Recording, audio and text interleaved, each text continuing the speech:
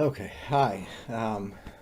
Sorry, I am a wreck. I literally have been terrified to do this, but it needs done. My name is Ryan. If you don't know me, um, I'll tell you a little bit more about myself here in a second, but to give you a heads up on what this video, so I'm a gay man with a disability, who's kind of been witnessing stuff in the world that's been bothering me for a long time. I've been isolated for a couple years, and there's been stuff going on recently that I just can't stay quiet about anymore.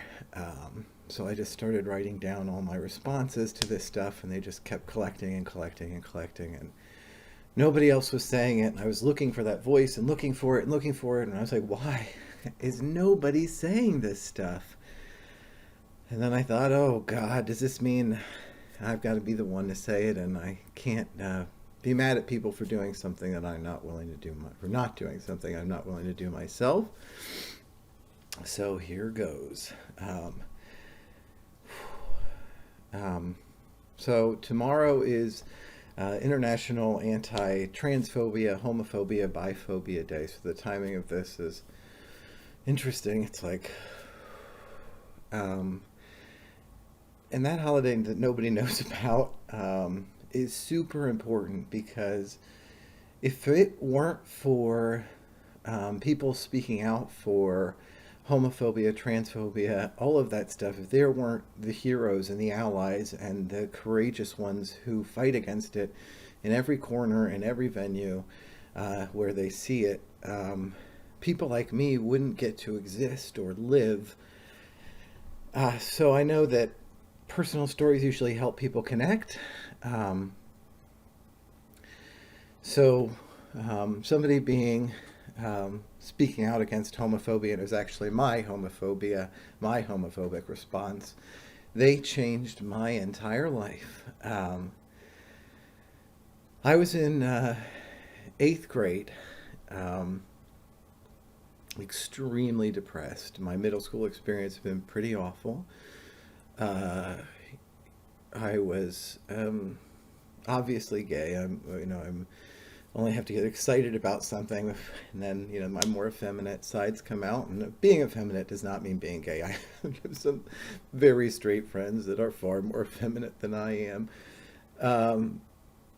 but that's how the world identified you. So, and I was chubby and I had braces, so I was a target of a lot of really severe bullying. And this was before there were any of these bullying campaigns. This was before Columbine. I'm talking, I would get death threats. They would come to the dances. They would have weapons on them to actually kill me.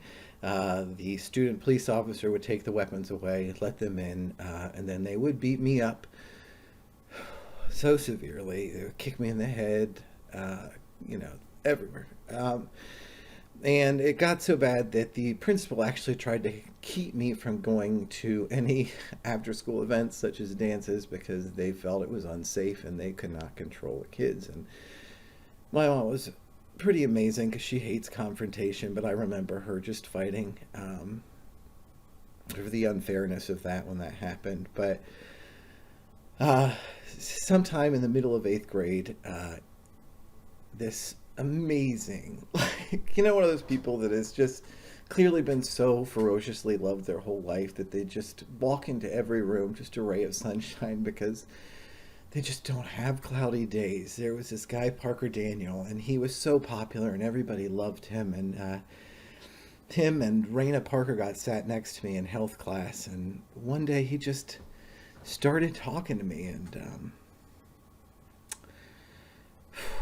I remember he said, "Oh my God, I can't believe I've never met you. You're so funny." And just thinking, oh man, this is the first nice thing anybody said to me in a long time. And I just was just in love with him in that moment. I was just like, I love this guy. I don't know who he is. I just want to be his best friend. And I don't know who he is as a person. Of course, I knew who Parker Daniel was.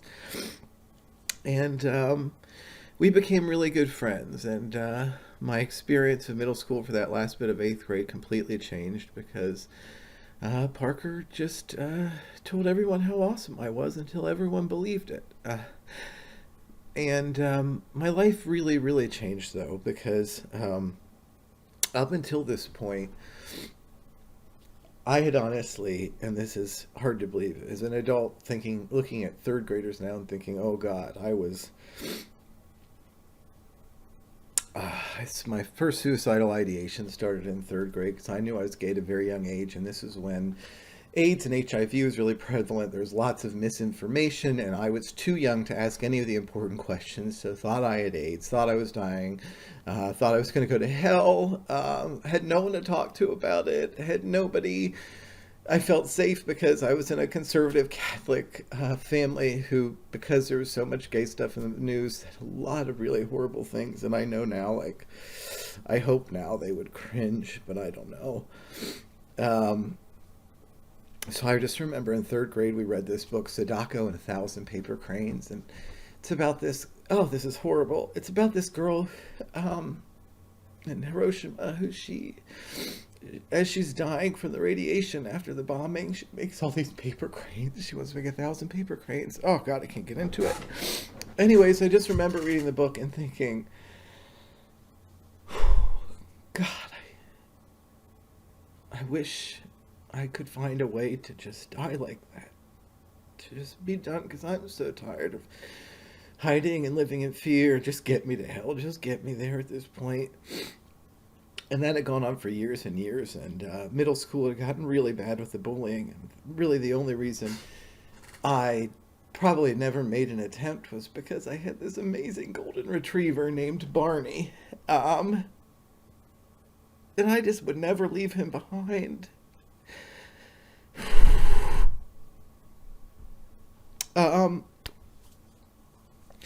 So I was walking around with a lot of pain and a lot of suffering and a lot of secret shame. And I was at Parker's house one day after school. We were hanging out. His mom was in the kitchen. She's making stuff. I remember exactly where she was standing. And I don't remember what I said. It was something really homophobic, because I said homophobic stuff all the time, because that's what closeted gay people do. And she just looked at me and said, Ryan, I think you are a sweet kid with a big heart, and I love how much fun you have with my son. But we do not say those hateful things here. We have family. We have a friend, she had a female friend that they love that's a lesbian, and she just started talking about how much she loved her and how special they were and how they're equal and how she can't allow in her house or for anyone to hang out with her son that has or holds or spreads that kind of hateful ideology. And I remember just turning just flesh red and just knowing she probably thought she shamed me. I don't know. She maybe knew I was gay. That was the first time in my entire life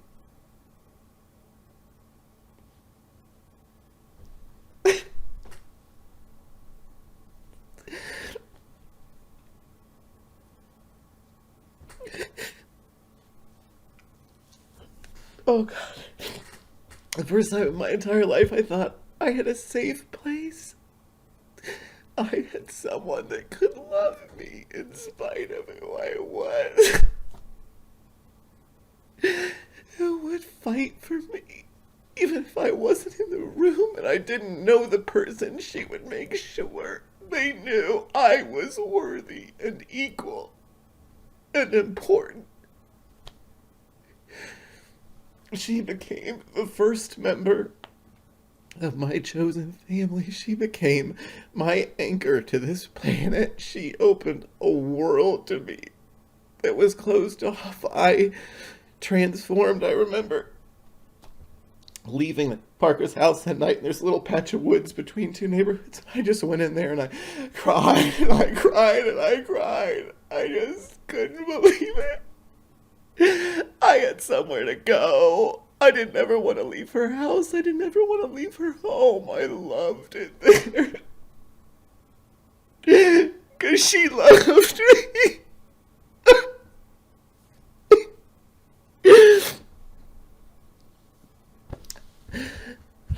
Changed my life.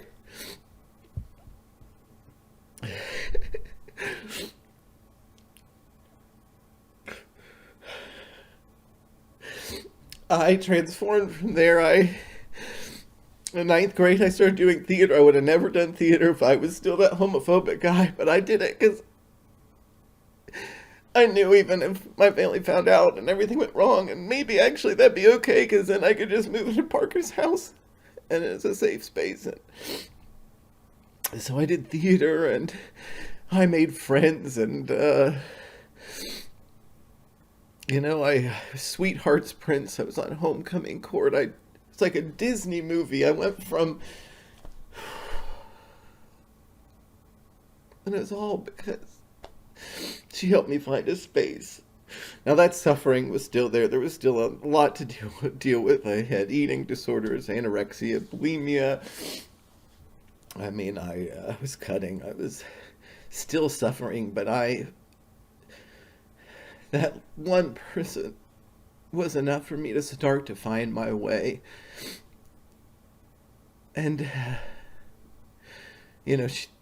she might have been shaming me, but she healed me. So that, and then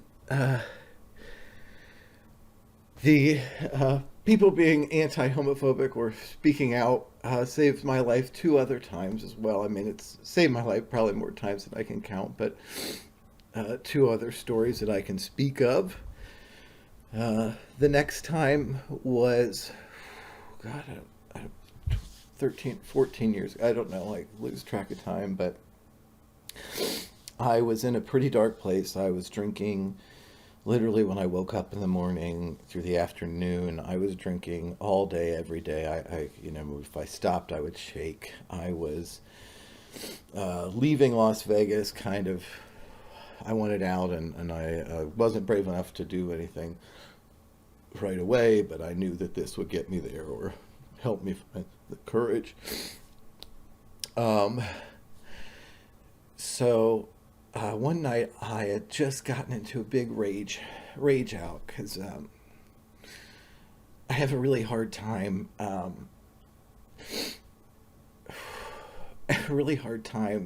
communicating healthfully with my mom when she says or supports causes or things that hurt. And also that reminds me, I do want to say, I don't know if you know this, but the same pain centers that light up in your brain if you put your hand in a pot of boiling hot water are the exact same pain centers that light up when you are socially excluded, rejected, or isolated. We neurobiologically process emotional pain the same way we process physical pain. We are emotional beings, and pain for us is being on the outside. That is actual real pain. So when you see me crying and having this response, it's because I am literally reaching my hand in that hot water to try to share this story with you.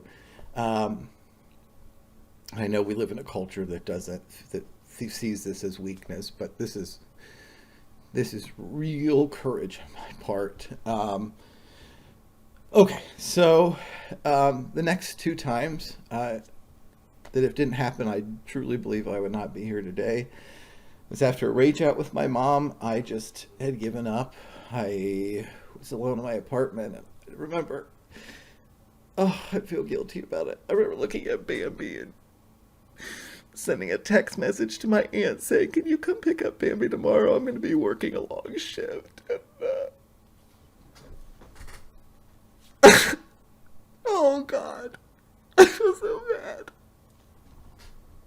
bad. I love her so much, I can't believe I was going to abandon her. Oh, I was going to let my aunt find my body. Just so many things that now it's just like, oh, where was I? I was in a dark space. This is hard. God.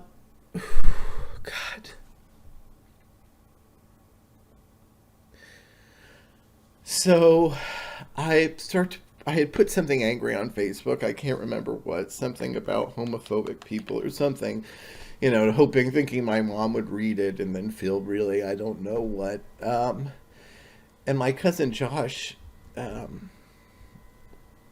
one of my mom's sister's boys, so that side of the family, which is the conservative Catholic side, he starts sending me these direct message Facebook messages, which is not something we really did. So I was interested in. At first, it was upsetting because it was, it was a lot of really homophobic stuff. But he was asking about it. He was just saying it in a question, like, "Why is this wrong? Why is this wrong?" But hearing it was like, "Oh God, please!" And now I know he would cringe. He'd cringe. He'd just even thinking about it. He's like, "Oh God, what did I say? Josh, I love you, so don't stress." But so we keep having this back and forth, and he's learning, which is not something people typically do. Like, I've had this conversation with lots of different family members and friends and other people, and they don't get it, no matter how well you explain it. But Joshua's getting it, and suddenly in me started to like, oh shit, this could be something. But if it's not, oh boy, this is the sign that this is the end. So it's not worth going through all the points, but we finally get to a part in the conversation where I say to Josh, I don't know how to get you to understand the fear that I walk around with every day, and I've walked around with since I was a small toddler child. I mean, my grandfather, I have these memories, I can't even believe it. I was 3 years old or a toddler when I was living with him. We were living with my grandma and grandpa, and I would walk around the house and I would have my wrist, kind of like this. And I remember him smacking them down, and just sort of learning, asking questions about why and finding out. Like, God, I look at toddlers and I think, oh, that can't be. We have to be so careful. We have to be so, so careful. God, I'm sorry, I got sidetracked. This is hard. So at the end, I just said, if you want to know, even for a moment, what it's like to walk in my shoes, then post on your Facebook page where our family can see it, that you support gay marriage, that you support my right to marry whomever I love. And he wrote back, he was so honest. He was like, oh my God, Ryan, my heart is pounding. I am sweating. I am terrified.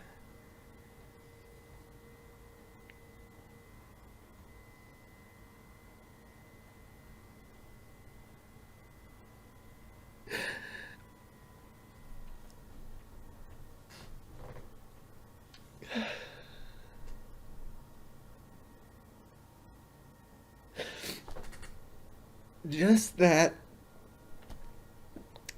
moment of honesty alone probably saved my life. But then he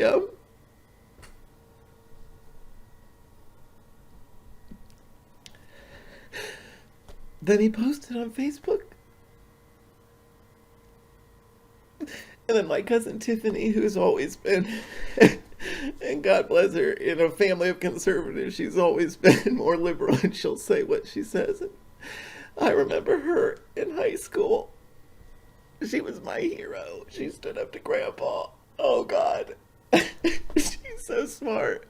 Oh, God. Oh, she stood up to him on gay rights, and I mean, all these people, you don't get it. Parker's mom I haven't talked to in 20 years. I will love that woman till the day I die and then beyond. Tiffany, oh God, there is no words strong enough to express it. The love I have for her heroism. And Josh has saved my life twice, because he saved my life that night when he did that, and he saved my life months later when, out of nowhere, on a night when I had the pills in my hand, he texted me, I want you to know you're one of my favorite people, and I love and support you.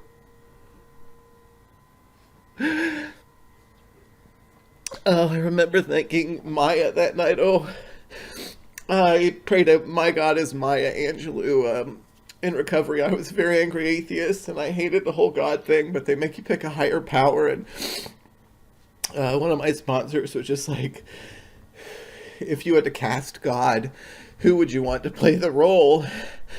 Who do you want to choose who gets into heaven and what heaven looks like? And I always love Maya Angelou, especially she had this interview, I think it was Oprah, where she talks about it at a dinner party with all these, powerful people, celebrities, all these different people, world changers, transformers. Somebody she heard across the room make a homophobic joke, and she stopped the whole party.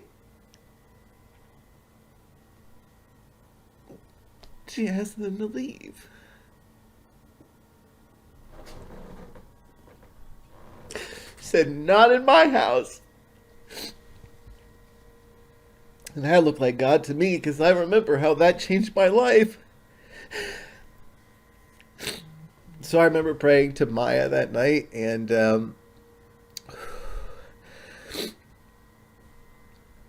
thank you for having Josh do that. Thank you. I guess I've still got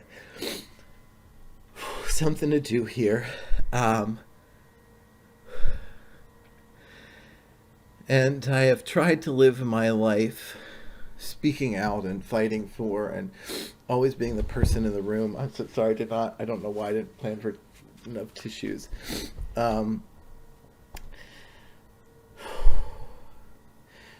because I had so much pain to work through, it would come out sideways as rage, and with my alcoholism and severe mental illness.